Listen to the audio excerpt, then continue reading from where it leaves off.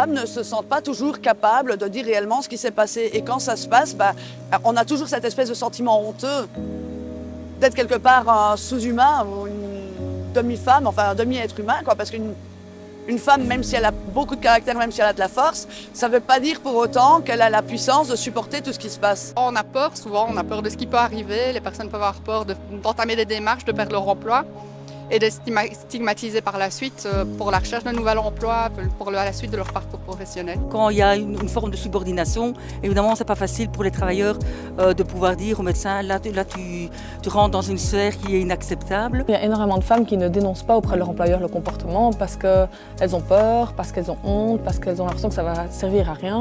Agression physique ou verbale, gestes ou propos déplacés, inappropriés, les violences sexistes, que ce soit harcèlement moral, physique ou sexuel, sont toujours malheureusement bien présentes dans notre société aujourd'hui. Malgré les révolutions MeToo, Balance ton port, le sujet reste toujours délicat et les gens n'osent pas toujours en parler par pudeur ou par peur de représailles, de licenciements ou autres. Mais nous avons décidé d'en parler. Bonjour à toutes et à tous et bienvenue dans cette opinion CSC consacrée aux violences faites aux femmes sur leur lieu de travail. Malgré qu'on soit en 2022, certains hommes pensent encore aujourd'hui que nous ferions mieux de rester soit au fourneau ou faire coiffeuse, mais pas accompagnatrice de train parce que c'est un métier d'autorité. La problématique se pose sur le fait que nous soyons des femmes, nous faisons un travail d'homme, nous représentons une autorité, nous avons un uniforme, donc forcément quand on prend un homme à défaut, comme un gamin va se défendre toujours en nous acculant sur notre sexualité, sur notre physique, sur le fait qu'on soit une femme, qu'on est conne, moche ou autre. Et donc, oui, c'est beaucoup de violence psychologique sur notre condition d'être humain, de femme. C'est surtout des regards, des mains qui traînent sans le faire exprès. Oups, pardon. Mais on le sait que c'est fait exprès, on le voit dans le regard. Dans les remarques, c'est de toute façon, vous n'êtes qu'une femme, vous ne m'adressez pas la parole, je ne vous parle pas. On a des gros mots tels que péripatéticienne en plus grossier, ce qui n'est pas toujours agréable à entendre, où on est forcément mal baisé, entre guillemets, parce que ça c'est vraiment les termes qu'on nous utilise. Nous ne sommes que des frustrés, c'est pour ça qu'on fait un métier d'homme. Enfin, tout un ensemble de propos comme ça qui sont assez violents et qu'on n'a pas forcément envie d'entendre parce que tu viens pas bosser pour te faire agresser verbalement. Point de vue physique, oui, c'est arrivé de temps en temps d'avoir des petites altercations un peu chaudes, mais pour ma part, ça va, j'ai encore toujours eu beaucoup de chance parce que je me sers en général des gens qui sont autour de moi en montant quelque peu le ton pour attirer l'attention sur la situation, de façon à ce que je puisse toujours avoir quelqu'un qui puisse témoigner à mon avantage. L'avantage de faire ça, c'est que moi, ça me permet de rester dans le rail, c'est-à-dire derrière mon uniforme et garder ma position d'accompagnatrice, sans avoir de propos grossier, vulgaire et monter crescendo dans la violence. Résultat des courses, 99% du temps, quand j'ai eu une petite agression ou une grosse agression, j'ai toujours des témoins qui viennent à mon avantage et pas dans le sens inverse. Si je me fais cracher dessus ou je me fais insulter, j'imagine simplement que c'est mon uniforme, je prends mon uniforme, je le lave et c'est bon. Voilà, le lendemain il est propre et on repart sur de nouvelles bases. Il est vrai que de temps en temps, là j'ai eu un monsieur qui m'a suivi sur le quai avec un couteau dans la poche. C'est au moment où la police me l'a fait réaliser qu'il avait un couteau en poche, suite aux propos des voyageurs qui ont vu le monsieur sortir le couteau et le mettre dans sa poche en me suivant sur le quai, que là, sur le coup, je n'ai pas réagi, j'ai dit, bon, ça va, je continue mon service.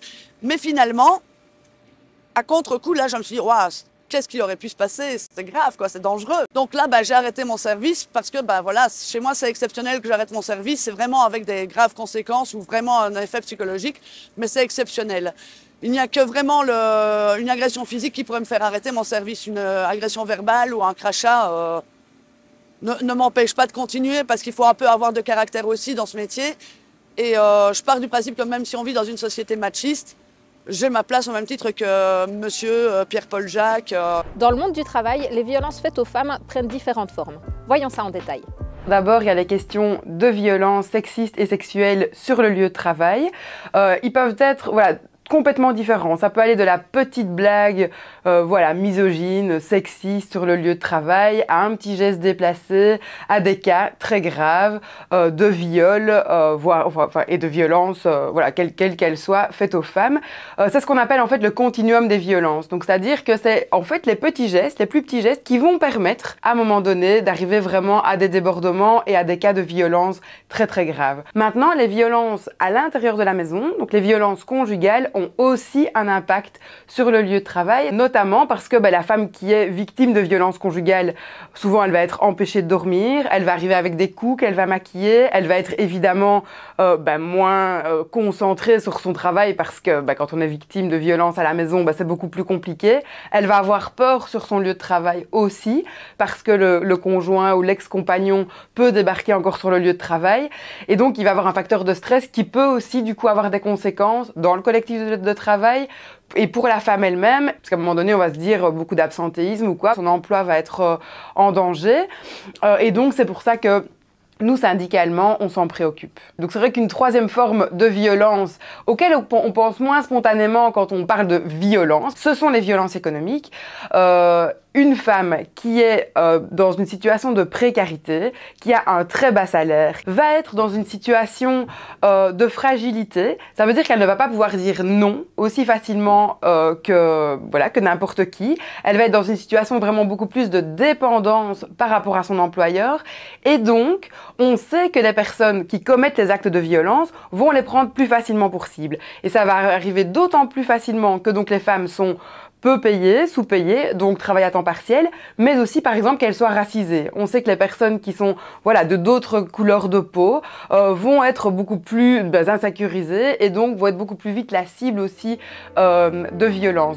La médecine du travail vient régulièrement en aide aux victimes et constate l'importance de la parité homme-femme en entreprise. En général, quand une femme est victime de violence, assez régulièrement, l'auteur de ces violences, c'est une femme aussi. Et on retrouve exactement, on peut faire exactement le même constat pour les hommes. En général, quand un homme est victime de violence, majoritairement, c'est un homme qui est coupable de ces violences sur son collègue. Et ce qui est, je pense, intéressant et utile de dire, c'est que dans les collectifs de travail où on observe un équilibre entre la population masculine et la population féminine, où on est à peu près en nombre égal, eh bien, il y a moins de faits de violence, quelle qu'en soit la nature. À l'inverse, et ça peut surprendre aussi, quand un déséquilibre important est observé, eh bien, qu'il s'agisse d'une majorité masculine ou d'une majorité féminine, on voit que les faits de violence ont tendance à augmenter. Donc on ne peut que militer, si on doit militer, pour une forme de parité entre les genres. Afin de mieux cerner le problème, mais surtout d'apporter des réponses concrètes, la CSC a mené différentes enquêtes dans plusieurs secteurs, auprès d'ouvrières, d'employés et de cadres. L'une de ces enquêtes sondait les employés du secteur privé, les soins de santé, les professions libérales, l'aviation, mais aussi le commerce et l'industrie. Passons en revue les résultats. Donc on a eu 1400 réponses à l'enquête et dans les personnes qui ont répondu à l'enquête, toutes ont été victimes au moins un jour ou au moins un moment de violences sexistes sur leur lieu de travail. Alors quels sont les types de comportements? Pour un tiers des comportements, c'est des questions de remarques gênantes sur le physique, sur les vêtements, c'est des regards insistants, c'est des conversations, des sujets de conversation déplacés, etc. Puis il y a un autre gros paquet de réponses, c'est plutôt des propositions sexuelles, de l'insistance pour aller boire un verre, des attouchements aussi non désirés bien sûr. Et puis après on a un troisième paquet de comportements qui sont là vraiment très graves, même si le reste est grave aussi évidemment, mais on a eu vraiment plusieurs cas de viol qui ont été signalés sur le lieu de travail, des menaces sexuelles, du chantage au licenciement en cas de refus de certaines propositions et ce genre de choses, quoi. Donc c'est ce genre de comportements-là qui ont été signalés dans l'enquête. Les auteurs, ce sont des hommes, c'est 90% il me semble des auteurs qui sont des hommes, et soit ce sont le supérieur hiérarchique, soit un collègue, soit un client ou un bénéficiaire, un patient quand on est par exemple dans une institution du non marchand. D'abord, il y a énormément de femmes qui ne dénoncent pas auprès de leur employeur le comportement parce qu'elles ont peur, parce qu'elles ont honte, parce qu'elles ont l'impression que ça va servir à rien. Et donc là, déjà, on a un gros travail syndical à faire pour en fait visibiliser ces comportements-là. Mais en fait, sans doute que ça vient aussi du fait que dans un cas sur 5, quand l'employeur est au courant de la situation, donc est mis au courant par la victime, en fait, il n'agit pas. Et donc, évidemment, on a l'impression que ça ne sert à rien d'aller le dire, et donc on ne le dit pas, donc c'est un peu le serpent qui se mord la queue. Et donc ça, c'est vraiment grave qu'un employeur n'agisse pas quand il est au courant d'un fait sexiste, parce qu'il a des obligations en termes de prévention et de bien-être au travail pour les travailleurs et pour les travailleuses. Ce qui nous a interpellés, c'est que le syndicat est très peu vu comme une ressource quand on fait face à un comportement sexiste sur le lieu de travail. C'est que dans 5 ou 6% des cas, je pense, où la victime a été voir son délégué ou sa déléguée syndicale. Et donc d'abord, on a un travail à faire syndicalement pour être visible et être identifié comme une personne ressource quand on a un problème de comportement sexiste au travail. Et puis, une fois qu'on est identifié comme tel, on a évidemment plein de travail syndical pour que les employeurs en fait, respectent leurs obligations légales, c'est d'abord ça, pour réussir à ce que quand il y ait des faits qui soient dénoncés, il y ait des poursuites et il y ait des choses qui changent, que la victime soit effectivement protégée. Et aussi, on a des grosses demandes en fait, de soutien en fait, des victimes en tant que syndicat. Et donc ça nous pose évidemment beaucoup de questions pour pouvoir avancer et faire ce travail-là dans nos équipes syndicales et dans les entreprises où on est présent.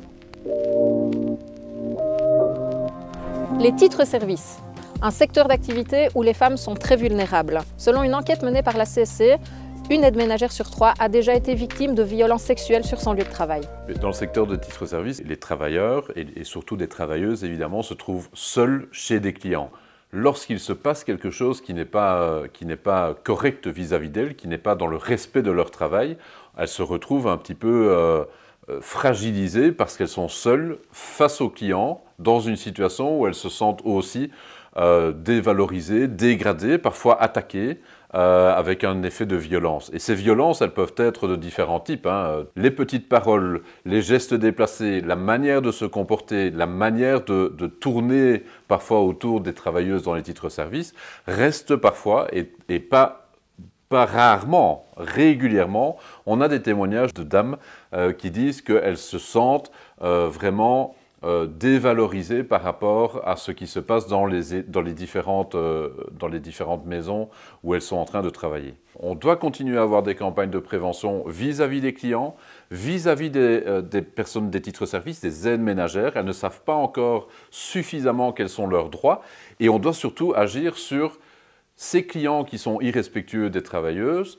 On doit pouvoir à un moment donné avoir une espèce de fichier qui dit « tiens, là, il y a eu comportement déplacé vis-à-vis des travailleuses ». Le cran qui va venir après, c'est de se dire « tiens, utilisons ça pour aussi empêcher que ça se passe dans une autre entreprise ou avec une autre travailleuse du secteur du nettoyage ». Syndicalement, on fait déjà pas mal de choses et ça a fortement avancé. En 2017, on a eu l'occasion de faire une petite enquête qui montrait bien que plus de 30% des travailleuses du nettoyage avaient déjà subi des violences à caractère sexuel dans le cadre de leur travail. Et depuis, on a pris notre bâton de pèlerin et on a commencé à essayer de mettre en place, d'une part, de la protection et construire des choses qui leur permettent de se protéger et en tout cas de dénoncer des abus. Au niveau sectoriel, c'est vrai qu'on a eu l'occasion, en début de l'année 2020 déjà, de mettre en place un protocole qui permet effectivement de pouvoir facilement donner les outils aux aides ménagères pour pouvoir contacter les gens et pour pouvoir éviter que ça se reproduise. C'est une première étape, on doit continuer parce que ce sujet reste un sujet compliqué pour les travailleuses elles-mêmes. Imaginez-vous quelqu'un qui est seul chez un client qui doit aller informer soit son responsable, soit c'est en fin de compte perdre le client pour l'entreprise. Et donc il y a une responsabilité aussi, une charge qui est une charge psychique et psychologique qui est très forte pour les aides ménagères. Et donc il faut pouvoir soulager les travailleurs, les protéger, les soulager, leur permettre facilement d'éviter ce type de situation. Et donc c'est tout le travail qu'on est en train de se faire. Ce travail, il passe aussi par un accompagnement de nos délégués syndicales. On n'est pas nécessairement toujours équipé pour faire face à un témoignage qui nous arrive comme ça, comme délégué, comme permanent syndical. On doit pouvoir aussi vulgariser, faciliter, aider à pouvoir libérer la parole. Les choses commencent à changer grâce à la libération de la parole et grâce aux actes posés par les associations et le monde syndical. Exemple dans le secteur des chemins de fer où la CSC est à l'origine d'une résolution parlementaire interfédérale pour dissuader les comportements violents et sexistes sur le rail. Donc la CSC Transcom a été interpellée par des femmes qui avaient été victimes de violences sur leur lieu de travail.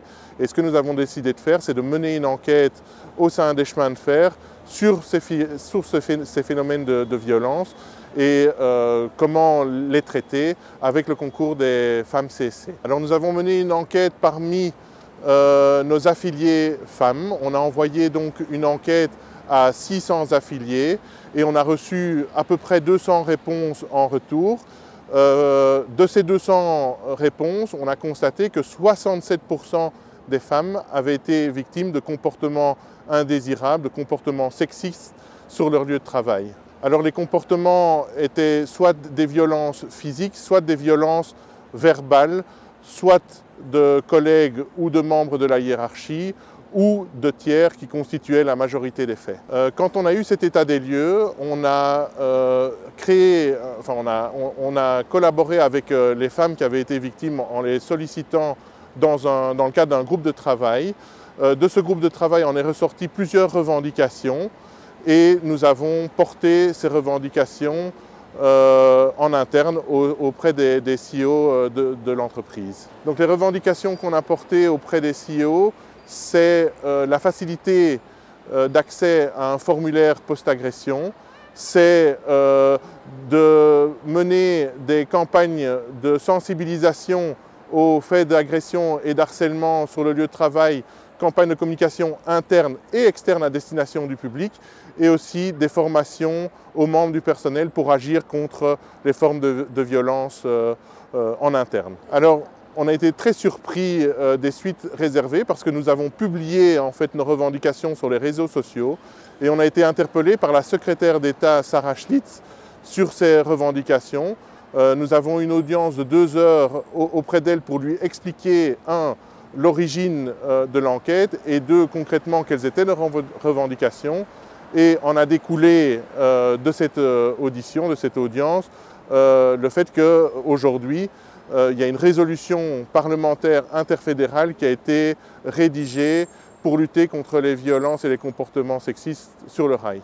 Cette proposition, il faut quand même faire honneur aux personnes qui ont collaboré à sa rédaction. D'une part, les représentants des travailleurs, la CSC Transcom, notamment Xavier Martin, qui avait mené une étude sur les comportements sexistes et violents dont est victime le personnel féminin à la SNCB. Merci à eux et à mes collègues qui ont entamé les échanges avec la CSC, dont Sarah Schlitz, qui était à l'époque députée. Agir contre les violences faites aux femmes, c'est l'affaire de toutes et de tous, y compris les délégués syndicaux. C'est pourquoi la CSC a développé des outils pour les aider à répondre à toutes ces problématiques en entreprise. La CSC a développé une brochure pour guider nos délégués lorsqu'ils font face à des travailleurs et des travailleuses qui subissent de la violence aussi bien à la maison que sur le lieu de travail. Et cette brochure, c'est vraiment un guide pour les délégués.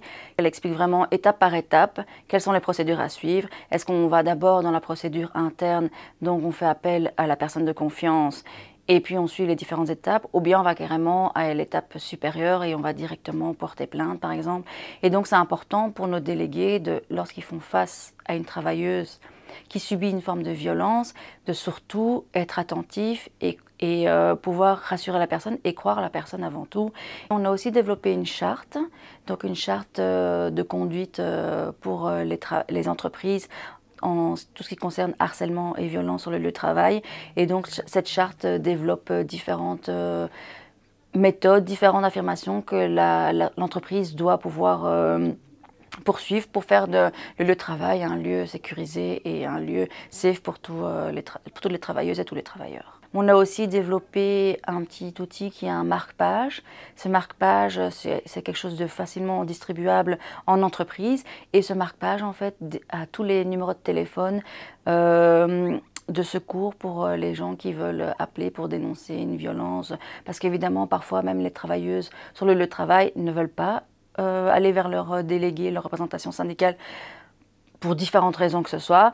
Et donc cette petite marque-page est facile à distribuer et après la personne peut ensuite à son aise appeler et soit se décharger et parler, parce que parler c'est vraiment important aussi, et aussi trouver de l'aide et trouver les différentes étapes que l'on peut faire pour pouvoir porter plainte par exemple. Tous ces outils développés par la CSC sont sur le site de la CSC, donc sur la csc.be-femmes-csc.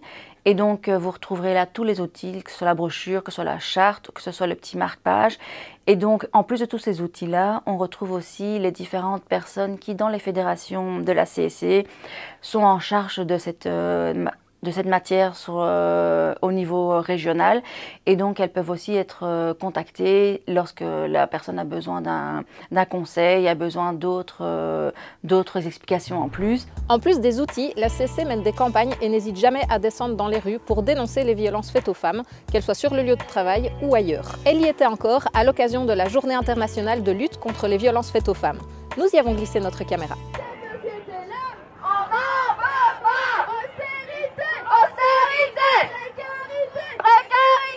Pourquoi vous êtes là aujourd'hui? Pour dénoncer les violences faites aux femmes. Est-ce qu'elles sont encore fort présentes dans notre société? Oui, malheureusement oui. Il y a des femmes qui se sont mobilisées la semaine passée en France, cette semaine en Iran évidemment, en Afghanistan, en Italie, en Espagne, en Amérique latine, en Amérique centrale, partout, à Istanbul. De cette société-là, on n'en veut pas. De cette société-là, on n'en veut pas. De cette société-là, on n'en veut pas. Et en Iran. Et en Iran. Pourquoi est-ce que tu es là aujourd'hui? Pour militer contre la violence faite aux femmes. Et pourquoi c'est important? Parce que j'aimerais pas que ça arrive à ma cousine, à ma mère, à ma sœur et à des personnes que je connais et à toutes les femmes. Et toi, pourquoi tu es là aujourd'hui? Pour lutter contre la violence faite aux femmes, parce que j'aimerais que ça ne m'arrive pas plus tard. À toi, à tes copines? Oui. Et est-ce que les hommes ont un rôle à jouer là-dedans? Oui, parce qu'ils peuvent aider, ils peuvent aller faire aussi la manifestation pour être plus et pour que les gens entendent mieux.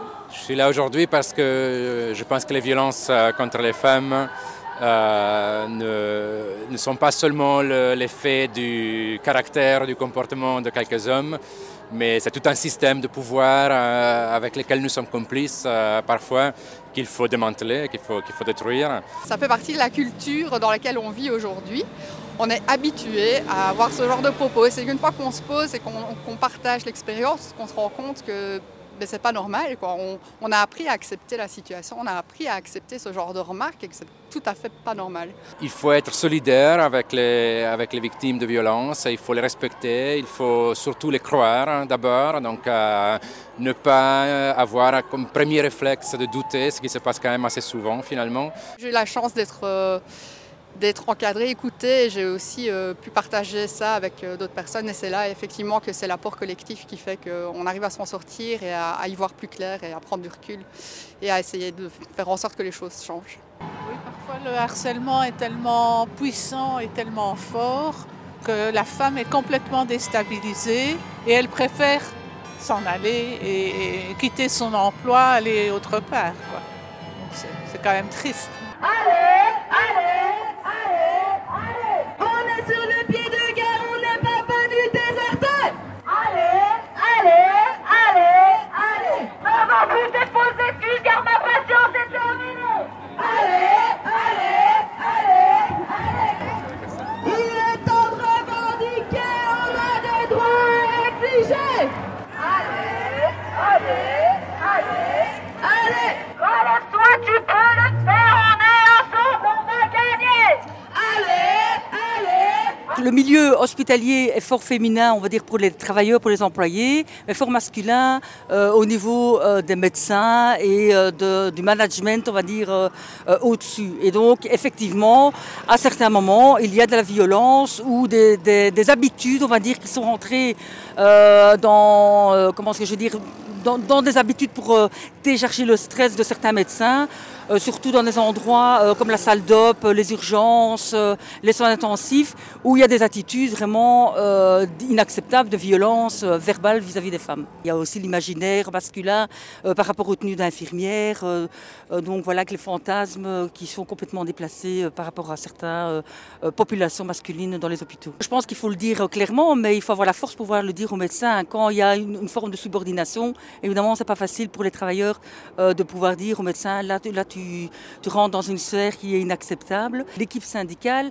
est un endroit où les gens peuvent aller dire, voilà, moi j'ai vécu ça sur mon lieu de travail, et les équipes syndicales peuvent retourner soit dans les conseils d'entreprise ou les CPPT, ici dans le cadre du bien-être, mais aussi parfois en délégation si ça va beaucoup plus loin. Moi j'ai eu par exemple une déléguée qui m'a dit, qui travaillait en salle d'œuvre, et qui m'a dit, pas plus tard que la semaine passée, qui m'a dit, voilà, il y a une jeune fille qui vient d'arriver, une jeune collègue qui vient d'arriver, et elle l'a prévenue en disant, s'il y a certains médecins qui ont des comportements sexistes vis-à-vis de toi, tu viens me le dire et on agit directement parce que c'est une forme inacceptable, et c'est pas parce que tu es jolie ou quoi que ce soit qui peut se permettre ce genre de comportement. Pour lutter efficacement contre toutes les formes de violence faites aux femmes, la CSC demande des actes concrets, aussi bien à nos pouvoirs publics qu'aux entreprises. Donc les grandes revendications de la CSC sont de plusieurs ordres. D'abord, il y a une convention de l'Organisation internationale du travail contre les violences faites aux femmes et aux hommes d'ailleurs sur le lieu de travail, les violences et le harcèlement. Cette convention n'est toujours pas ratifiée par la Belgique. C'est hyper important que maintenant tous les gouvernements signent cette convention et qu'on puisse montrer que la Belgique est à la pointe là-dessus. Ça va soutenir principalement les travailleuses dans les autres pays du monde. La deuxième chose, c'est que la Belgique a aussi signé la convention d'Istanbul, qui est une convention qui nomme toute une série de bonnes pratiques, de choses très importantes à mettre en place pour lutter contre les violences, notamment sur le lieu du travail. Il y a des experts qui font un rapport chaque année ou tous les 2 ans sur comment cette convention est appliquée, et on se rend compte qu'en Belgique, elle n'est pas encore appliquée correctement. Sur le lieu de l'entreprise, il y a la culture d'entreprise qui est vraiment à changer et à encore faire évoluer, parce que ce qu'on constate, c'est que souvent on impulse quelque chose et après ça retombe, ou bien il suffit la personne qui était motivée change, etc. Et ça peut très vite retomber. Et dans les entreprises où il n'y a encore rien, il est vraiment temps de se mettre autour de la table. Les organisations syndicales sont là, avec des outils, avec toute une série de bonnes pratiques, avec aussi toute une série d'expertises à mettre au service de l'entreprise pour faire évoluer les choses. Et donc là, on a besoin aussi d'une réelle volonté patronale là-dessus, parce que c'est le rôle et c'est l'obligation des patrons de fournir un lieu de travail qui soit safe, les femmes doivent être en sécurité sur leur lieu de travail.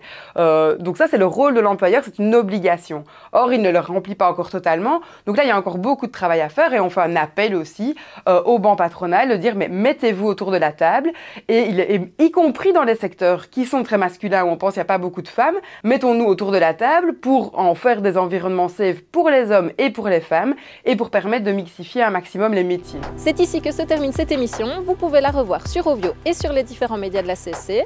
Merci beaucoup de nous avoir suivis, et à bientôt pour un nouvel Opinion CSC.